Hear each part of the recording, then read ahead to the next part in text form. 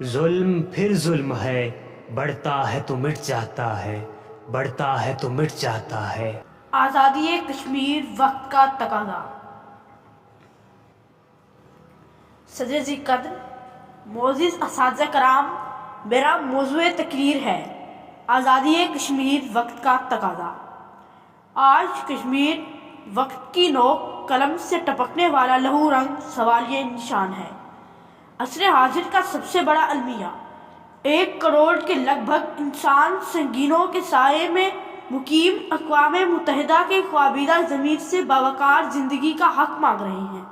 وہ کشمیر جو کل تک جنت نظیر تھا، آج بھارتی درندوں کے ظلم و تشدد سے پامال ہو چکا ہے۔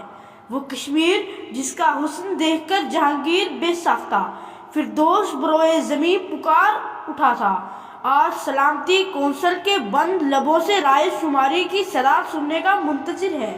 وہ کشمیر جو پاکستان کی شہرگ ہے، مگر آج اس شہرگ پر بھارتی عفریت نے اپنے بنچے گاڑ رکھے ہیں۔ وہ کشمیر جہاں ہر آن موت کی آہٹ کا گمان ہوتا ہے، جہاں ہوا بھی سسکیاں بھرتی ہوئی چلتی ہے، جہاں کی گل رنگ فضائیں خاموش لبوں سے اپنی بربادی کا نوحہ پڑھ رہی ہیں، جس کی مظلومیت پر شاعر کا ضمیر چیخ اٹھتا ہے۔ جی رہے ہیں آج مسلم موت کی زنجیر میں، موت بھی نوحہ کنا ہے وادی کشمیر میں، موت کی زردی ہے بکھری درد کی تصویر میں، ہر طرف تاریکیاں ہیں وقت کی تنویر میں، ہر طرف تاریکیاں ہیں وقت کی تنویر میں۔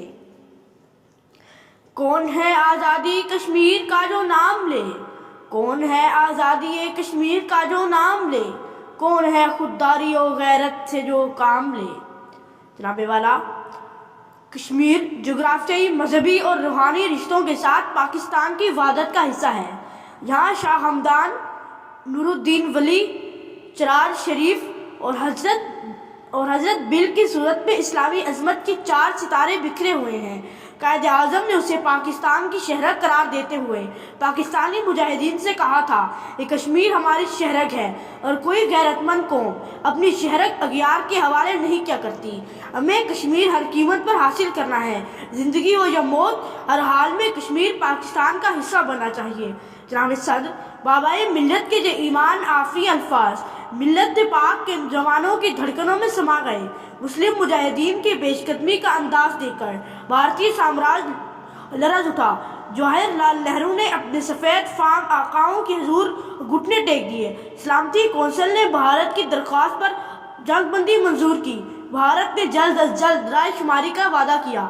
سال گزرتے گئے، مظلوم کشمیریوں کا لہو اقوام متحدہ نے ضمیر کو جھنجھوڑنے کے لیے لہو رنگ چنار اگاتا رہا، مگر مصلحت کوشیوں کے دبیز چادر نے اقوام متحدہ اور سلامتی کونسل کے وعدوں کو اپنی اوٹ میں چھپا لیا۔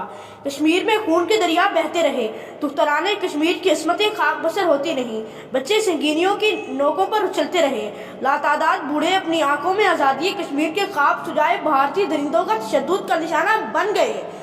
جوانان کشمیر شہادت کی آزادی پہ پامردی سے آگے بڑھتے ہوئے موت کو حیات جاویدانی کا پیغام سمجھ کر سینے سے لگاتے رہے۔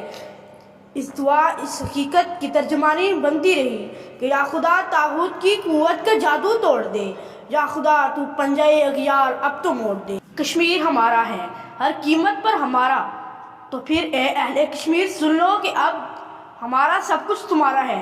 ہماری وفائیں، ہماری دعائیں تمہارے لیے ہیں، ہمارے ایمان کی حرارت اور بازوؤں کی قوت تمہارے لیے ہے۔